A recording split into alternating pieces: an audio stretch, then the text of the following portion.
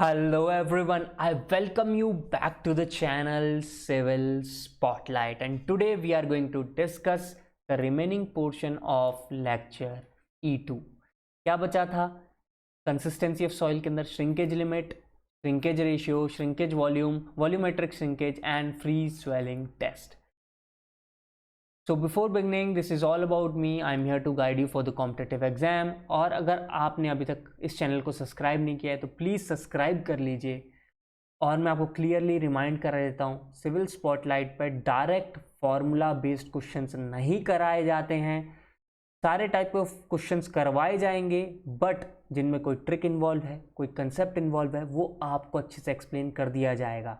और फॉर्मूले को भी आपको बहुत ही बेटर ढंग से एक्सप्लेन किया जाएगा. आपको सिर्फ प्रैक्टिस करना है अब from the 25 years of GATE, SSC JE और ईएससी से. चलो अब इस लेक्चर को अपन स्टार्ट करते हैं.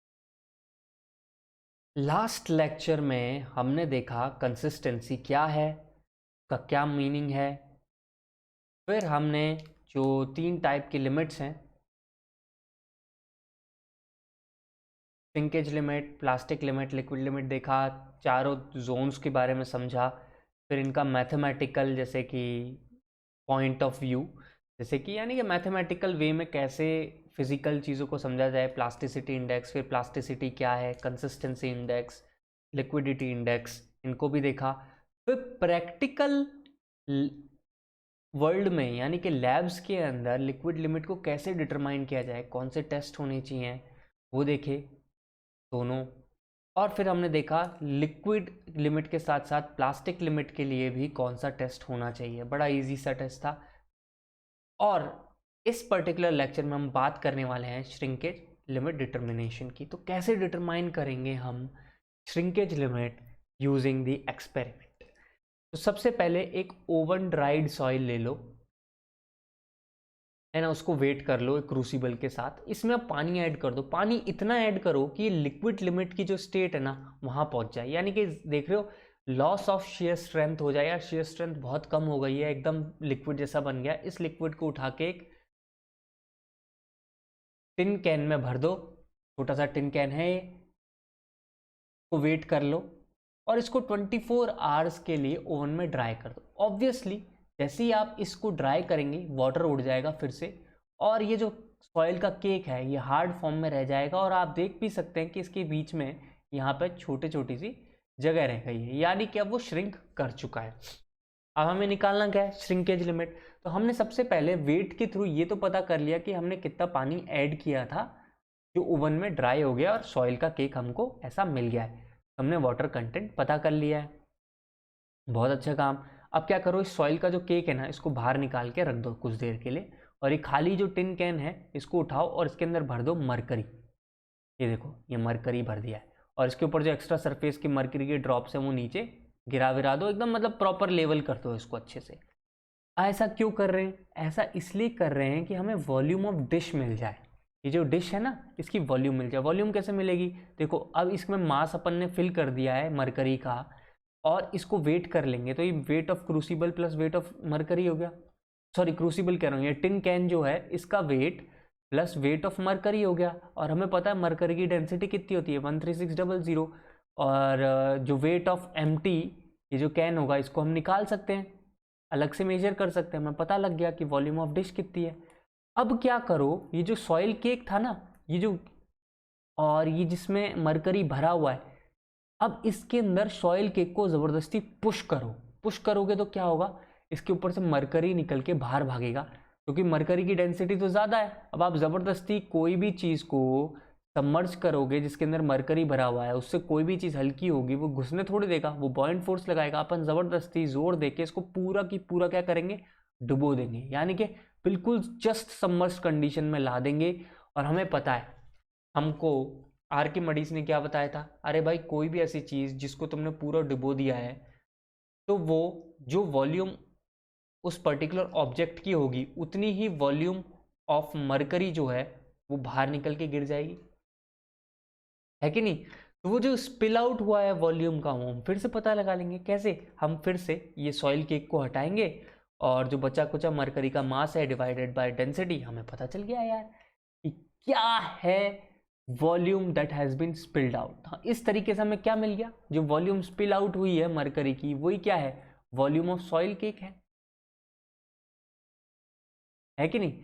तो अब इन सब वैल्यूज को जो हमने मेजर किया है आके इस पर्टिकुलर फॉर्मूला में रख देंगे। अब ये फॉर्मूले का डेरिवेशन आप देखना चाहो बुक्स में देख लो, ऑब्वियसली मैं टाइम वेस्ट नहीं करता हूँ, मैं आपको पता है civil spotlight is here for the competitive exam. तो फॉर्मूला क्या है, WS is equal to W1 minus V1 by VD divided by WT gamma W into 100। अब ये क्या क्या चीज़ है, W1 is the water content of soil initial है ना, V1 क्या है, original volume of saturated soil. कैसे निकालेंगे V1, अरे कुछ नहीं, ये जो अपन ने पूरा मरकरी भराया था ना ये वाला पोर्शन, ये V1 ही निकल के आएगा, original volume of saturated soil. ठीक है, VD dry volume of soil मास पता चल गया कैसा है, फिल आउट हुआ उतना ड्राई वॉल्यूम भी हो गया, साथ में वेट पता चल जाएगा, वेट कर लेंगे इसको और इन सब वैल्यूज़ को रख देंगे, हमें मिल जाएगी श्रिंकेज लिमिट। तो ये हुआ कैसे श्रिंकेज लिमिट को निकाला जाता है। अब इसके साथ कुछ और चीज़ें भी एसोसिएटेड हैं जैसे कि shrinkage ratio and volume shrinkage. तो इनके एक फॉर्मूले हैं और वो फॉर्मूले क्या हैं वो देखते हैं। तो बात आ रही श्रिंकेज रेशियो की, तो इसका मतलब ये खुद ही बोल रहा है कोई ना कोई एक रेशियो, यानी कि कितना श्रिंक हुआ है उसका रेशियो क्या है। तो उसका कुछ नहीं, जो वॉल्यूम में चेंज हुआ है डिवाइडेड बाय ड्राई सॉइल का वॉल्यूम, ये ड्राई सॉइल का वॉल्यूम है उसके रेस्पेक्ट में इंटू 100 कर दिया, नीचे वाटर कंटेंट। तो shrinkage ratio is V1 minus V2 divided by VD into 100 divided by W1 minus W2। V1 V2 is volume of soil at water content W1, V2 is volume of soil at water content W2, V2 is dry volume of soil। अब हम बात करते हैं volume shrinkage की। तो देखो ये W1 minus W2 जो नीचे था ना डिनोमिनेटर, इसको गायब कर दो, सिर्फ इतना ले लो V1 minus V2 by VD into 100, तो आपको मिल गया है mathematical formula for volumetric shrinkage.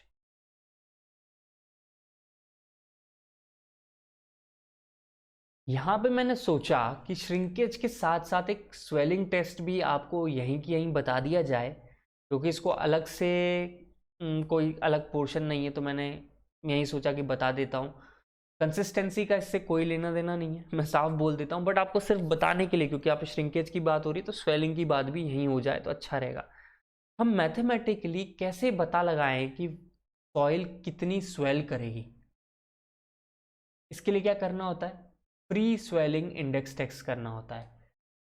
जो सॉइल सैंपल है ना उसको पानी और केरोसिन में रख दो, ये रहा पानी वाला और ये रहा केरोसिन वाला आपको दिख रहा है, और कितने टाइम के लिए रख दो, 24 आवर्स के लिए। यानी कि आपने आज सुबह क्या, कल सुबह जाके आप चेक कर लिया कि जो ये सॉइल का वॉल्यूम है ना, यहाँ पे आपको दिख जाएगा ये कितना है, उसको सपोज करो VK कह रहा हूँ, यानी कि volume of soil in kerosene, and VW is the volume of soil in water.